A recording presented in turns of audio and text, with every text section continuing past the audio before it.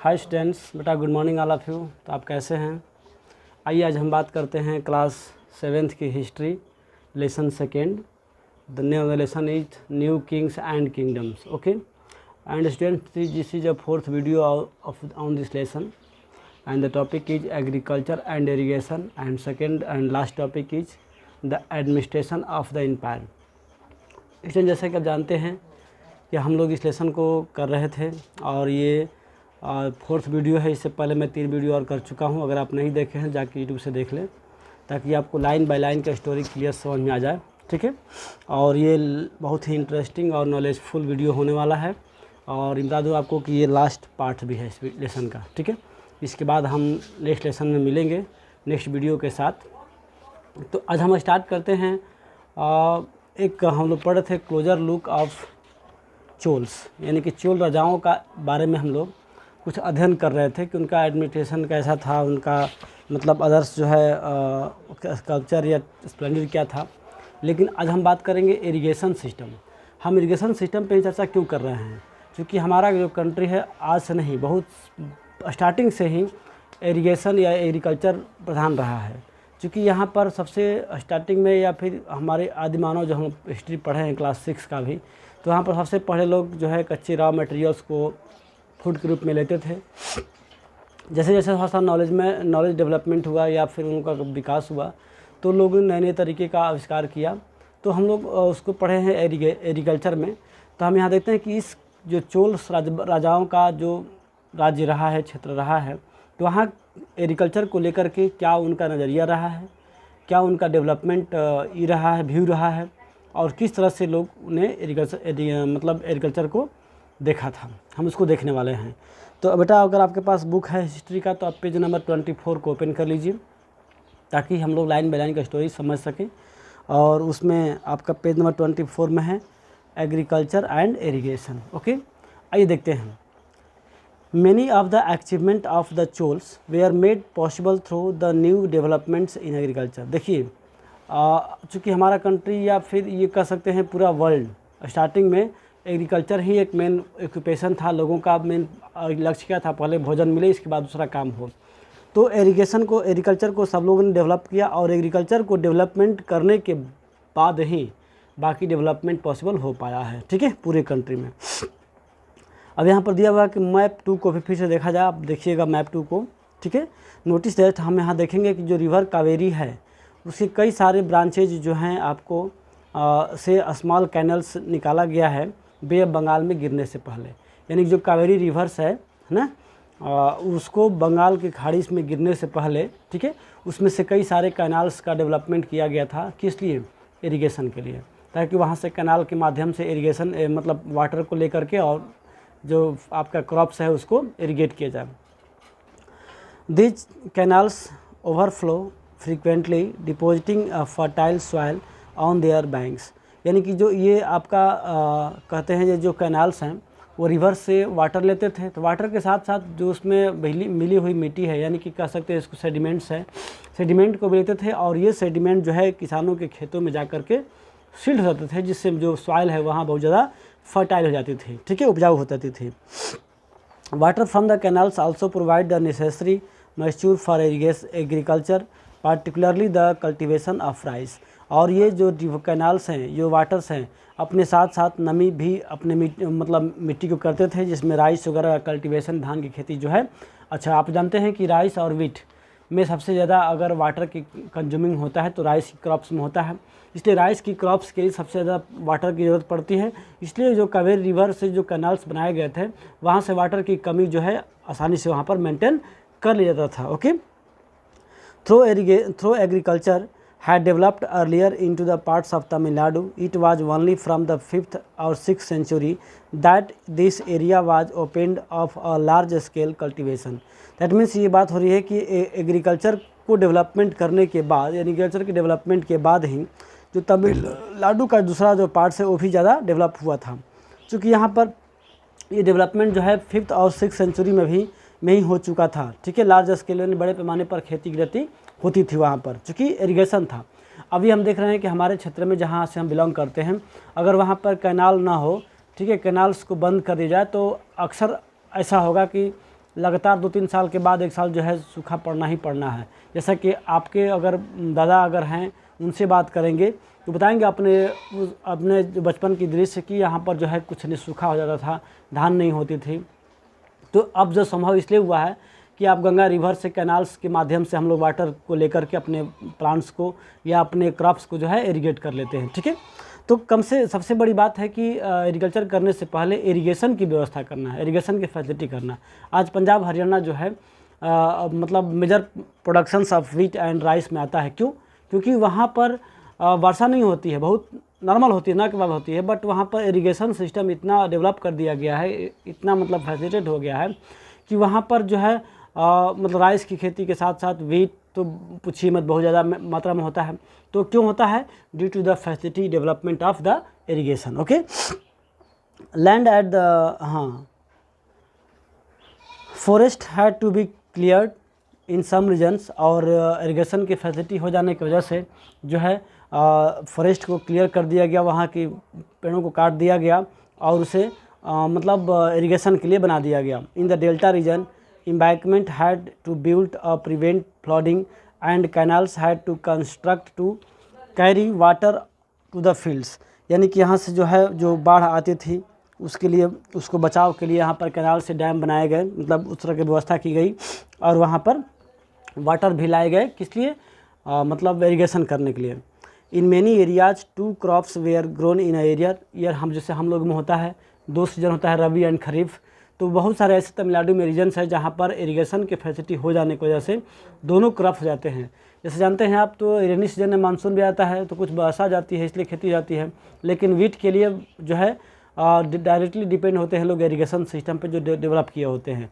तो इसलिए वहाँ पर भी दो मतलब फसलें जो हैं एक साल में उगा ली जाती हैं due to the development of irrigation facility. Okay, in many cases it was necessary to water crops artificially a variety of methods were used for irrigation।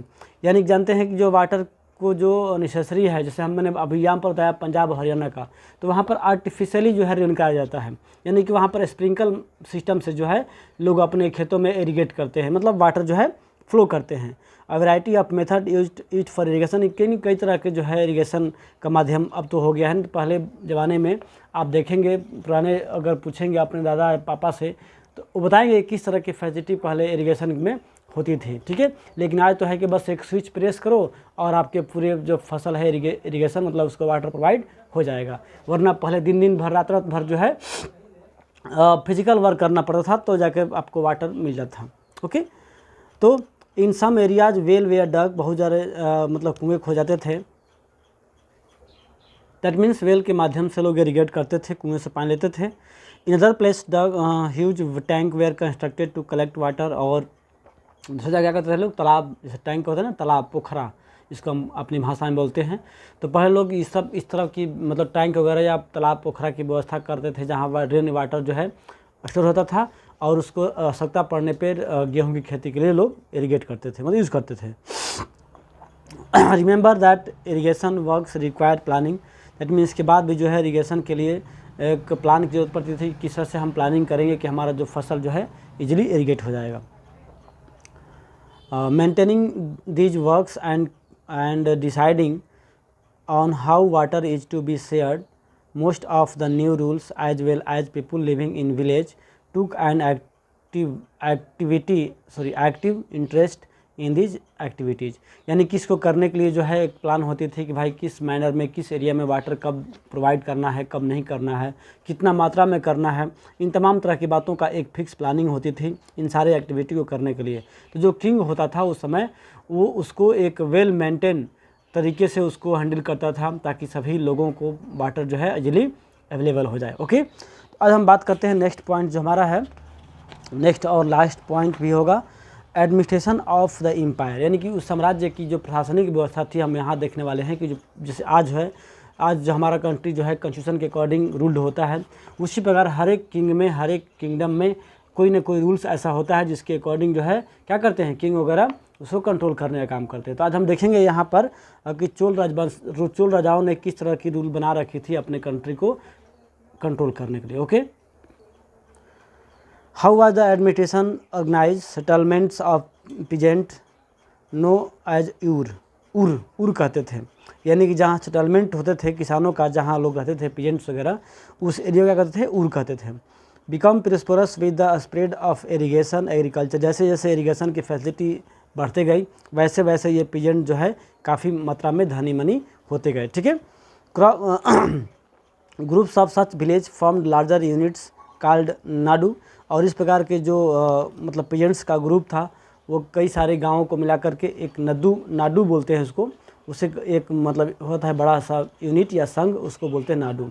The village council and the Nadu perform several administrative functions including dispensing justice and collecting taxes, यानी कि जो नाडू होता था, नाडू का जो several वो होता था काउंसिल वगैरह, विलेज काउंसिल, उसका काम था कि एडमिनिस्ट्रेशन को देखना ही था, प्रशासनिक व्यवस्था को बनाए रखना था, इसके साथ साथ जो है टैक्स भी कलेक्ट करना, या कभी मतलब इनजस्टिस होने पर किसी में तो उसको मतलब जस्टिस भी करना था, न्याय व्यवस्था भी देखना पर। जैसे आप लोग गांव में क्या होते हैं, सरपंच होते हैं, पंच होते हैं, भाई दो लोगों में विवाद होता है तो उसे निपटारा करते हैं। तो ये व्यवस्थाएं जो है बहुत पहले से ही चोल राजवंशाओं ने कर रखा था। ठीक है। Rich peasant of the Vellala caste exercise considerable over control over the affairs of Nadu under the supervision of central Chola government. और जो रिच पीजेंट होते थे उस समय एरिया का, उसको विलाला कास्ट के लोग होते थे, वो क्या करता था, वो पूरे एरियाओं पे कंट्रोल करता था एक तरह से कह सकते हैं, और चोल गवर्नमेंट को सुपरविजन, यानी कि उस चोल जो राजा होते थे उस पर उसके वर्क पे जांच करते थे, सुपरविजन करते थे। भाई जो किंग जो मतलब ये है रिच पीजेंट्स हैं वो अपने के एरियाओं के लोगों को किस तरह से जजमेंट कर रहे हैं, किस तरह से क्या कर रहे हैं, टैक्स कैसे कलेक्ट कर रहे हैं, उस पर किंग केवल ऑब्जर्वेशन करता था। ठीक है।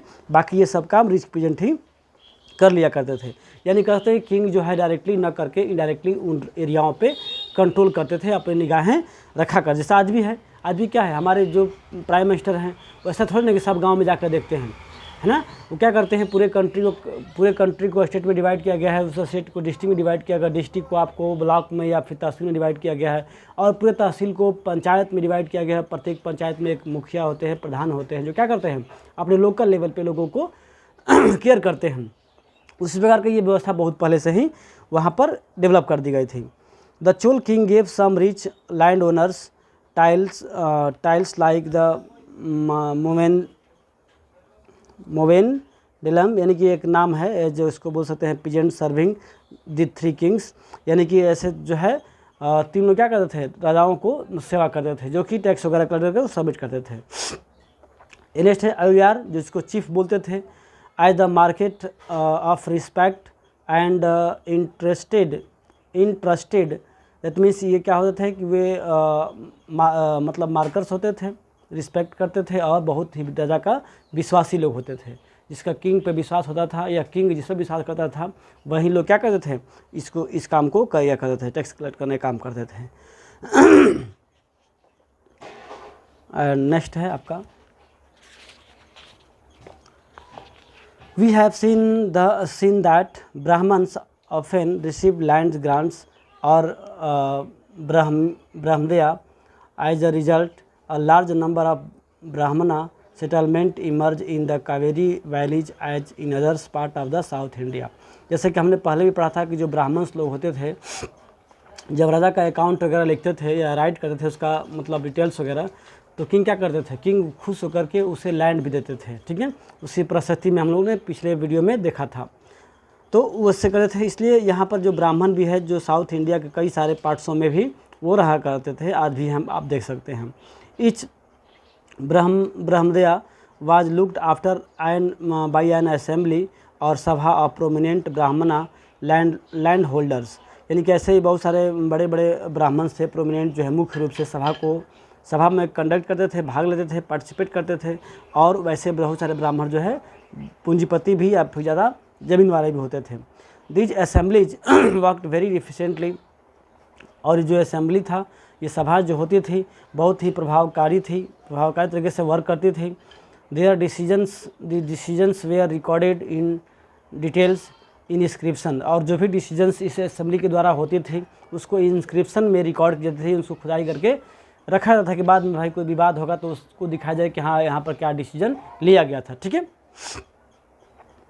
Associations of traders known as the nagarams also occasionally performed administrative function in town. और जो व्यापारियों का जो समूह था उसे नगरम कहते थे, याद रखना। नगरम क्या है? तो association of the traders. Okay, तो ये इनका भी अपना प्रशासनिक मतलब कार्यक्रम शहरों में हुआ करता था समय समय पर। Inscription for Uttaramerur in Chingleput district Tamil Nadu, Tamil Nadu का एक डिस्ट्रिक्ट है। ठीक है। Provide details of the way in which of the sabha was organize. वहाँ पर एक मतलब शेष से मिलता है, वहाँ से रिपोर्ट से कि किस तरह की सभाएं होती थी और सभा कैसे ऑर्गेनाइज की जाती थी, वहाँ पर एक रिकॉर्ड के माध्यम से जानकारी मिलता है। द सभा had separate committee of look after their irrigation works, gardens, temples. That means सबका अलग अलग डिपार्टमेंट होता था और सभी अपने डिपार्टमेंट के वर्क को राजा के पास जो है वो करते थे, मतलब रिपोर्ट देते थे।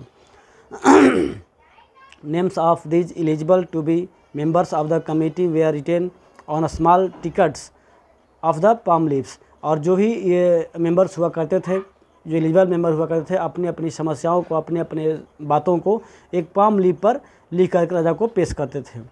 These tickets were put into an earthenware pot, यानी कि मिट्टी के बर्तनों में ये जो टिकट्स वगैरह होते थे रखा जाता था। From which were young boy was asked to take out of tickets one by one from each committee. That means जैसे मान लो कि यहाँ पर एक बात है कि जैसे हमारी अर्जी है, मेरा रिपोर्ट देखना है, मेरा समस्या सुनना है, तो पहले किसका देखा जाए किसका नहीं देखा जाए। तो क्या करते थे किंग जो है सभी समस्याओं को एक जगह मिट्टी के बर्तन में रखा जाता था और उसमें से एक छोटे से बच्चों को बुलाया जाता था, बालक को, जो कि एकदम बिल्कुल वो था, इनोसेंट था। उससे भाई ये वन बाई वन क्या करो आप इस पॉट से निकालो। जैसे कि मान लीजिए कि यहाँ पर एक पॉट रख दिया गया है, एक पॉट इस तरह से रख दिया गया है और इस पॉट में सारे जो है लीटर्स वगैरह रख दिए गए हैं। ठीक है। अब यहाँ से एक लड़का आएगा और इसमें से कोई एक लीटर इसमें से निकालता था और राजा उसको देखते थे, पढ़ते थे कि इसमें क्या है, किसकी समस्याएं हैं, क्या है। इस तरह से वन बाई वन सबकी रिपोर्ट को वहाँ पर देखी जाती है। यानी कि राजा किसी के प्रति भेदभाव नहीं करता कि उसका रिपोर्ट पहले देखा गया, मेरा नहीं देखा गया, मेरा वो है। तो इस तरह से जब बिल्कुल अनफेयर मीन्स मतलब नहीं होता था, फेयर मीन्स होता था। ठीक है। तो बेटा लेसन यहीं पर समाप्त होता है, हम लेसन करेंगे नेक्स्ट वीडियो में। ठीक है। तब तक आप इसको पढ़ना और मैं इसका क्वेश्चन आंसर भी सेंड कर दूंगा, आप उसको राइट कर लीजिएगा। ओके, तब तक के लिए धन्यवाद।